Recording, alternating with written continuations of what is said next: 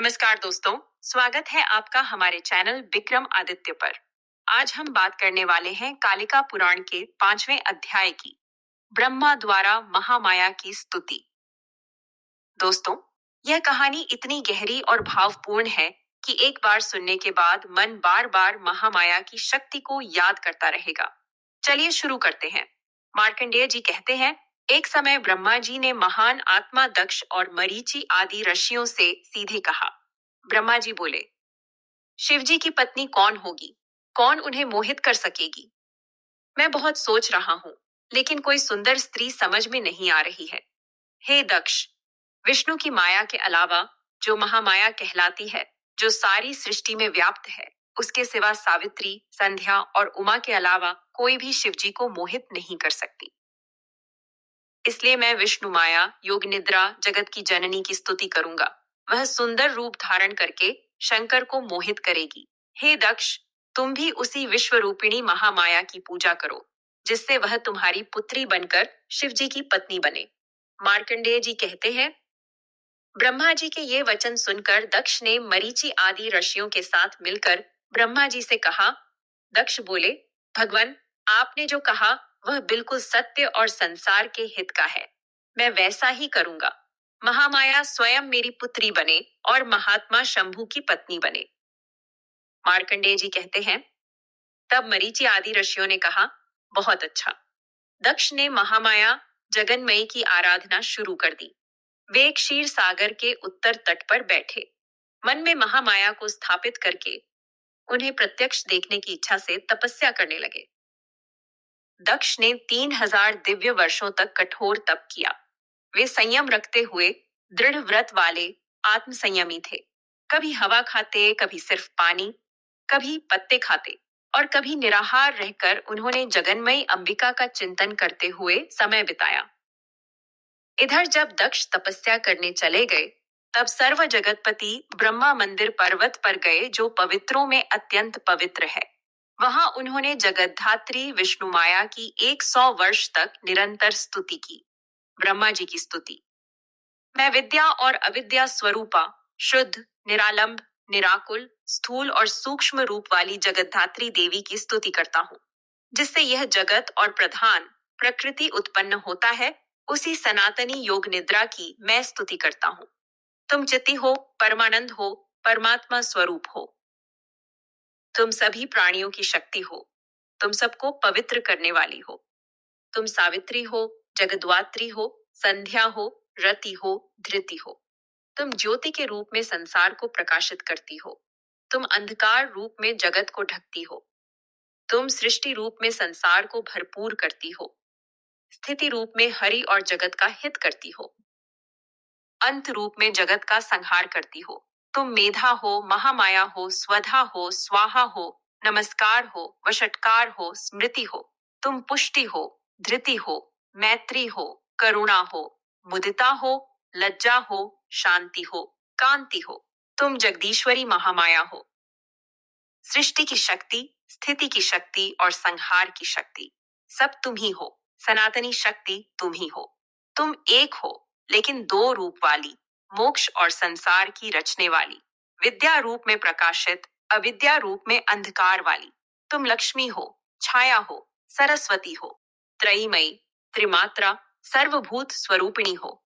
तुम समस्त यज्ञों की वेदी हो, समिधा हो, हवि हो। तुम अव्यक्त, अनिर्देश्य, निष्कल, परमात्मा का रूप हो। तुम सकल और जगन्मयी भी हो। तुम विश्वंभरा हो, सारी शक्ति और समृद्धि देने वाली। तुम लक्ष्मी हो, चेतना हो, कांति हो, पुष्टि हो, सनातनी हो। तुम कालरात्रि हो, मुक्ति हो, प्रज्ञा हो, स्मृति हो। तुम संसार सागर से पार उतारने वाली नाव हो, सुख और मोक्ष देने वाली। सारी सृष्टि की गति और मति तुम ही हो। कृपा करो।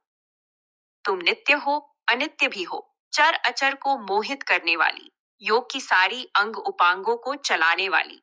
तुम खड्गिनी हो, शूलिनी हो, चक्रिणी हो, घोर रूप वाली। तुम ईश्वरी हो, सब पर अनुग्रह करने वाली। विश्व की आदि हो, अनादि हो। विश्व की योनि हो, लेकिन स्वयं अयोनि हो। अनंत हो और जगत का अंत करने वाली भी तुम ही हो। तुम नितांत निर्मल हो, तामसी कहलाती हो। तुम हिंसा और अहिंसा दोनों हो। तुम चार मुख वाली काली हो। तुम परा, सर्वजननी, दामिनी, दमनी हो। सारा विश्व तुम में लीन होता है, तुम में ही प्रकाशित होता है। तुम बिना सृष्टि के भी सृष्टि हो, बिना कान के सुनने वाली, बिना हाथ पैर के चलने वाली, सबको पकड़ने वाली। तुम आकाश हो, जल हो, ज्योति हो, वायु हो, नभ हो, मन हो, अहंकार हो। आठ प्रकार की प्रकृति और कृति तुम ही हो। तुम जगत की नाभि हो, मेरु रूप वाली, परापरात्मिका, शुद्धा, माया, मोह अति करने वाली। तुम कारण और कार्य दोनों हो। सत्य, शांत, शिव और अशिव रूप वाली। तुम छोटी बड़ी, सूक्ष्म और विशाल, सूक्ष्म होते हुए भी सब जगह व्याप्त जगन्मयी हो। तुम बिना मान वाली और सबसे बड़ी मान वाली हो। सृष्टि, स्थिति और संहार सब तुम्हारे रूप में हिमवम है। तुम्हारी महिमा का वर्णन तीनों लोक में कोई नहीं कर सकता, फिर भी मैं तुम्हारी स्तुति कर रहा हूँ। हे योग निद्रा, महानिद्रा, मोह निद्रा, जगन्मयी, विष्णु माया, प्रकृति, तुम्हें स्तुति से कौन जान सकता है? मेरे विष्णु और शंकर के शरीर भी तुमसे ही निकले हैं। तुम्हारे प्रभाव का वर्णन कौन कर सकता है? हे सर्व जगत की जननी, स्त्री स्वरूपिणी, विश्वरूपिणी, विश्वेश्वरी, सनातनी, प्रसिद्ध, कृपा करो।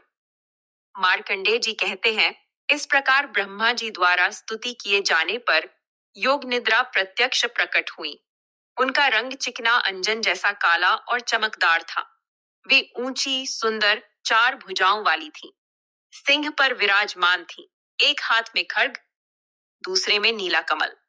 बाल खुले हुए थे। उन्हें देखते ही जगत के सृष्टा ब्रह्मा जी ने सिर झुकाया, प्रणाम किया और फिर स्तुति की।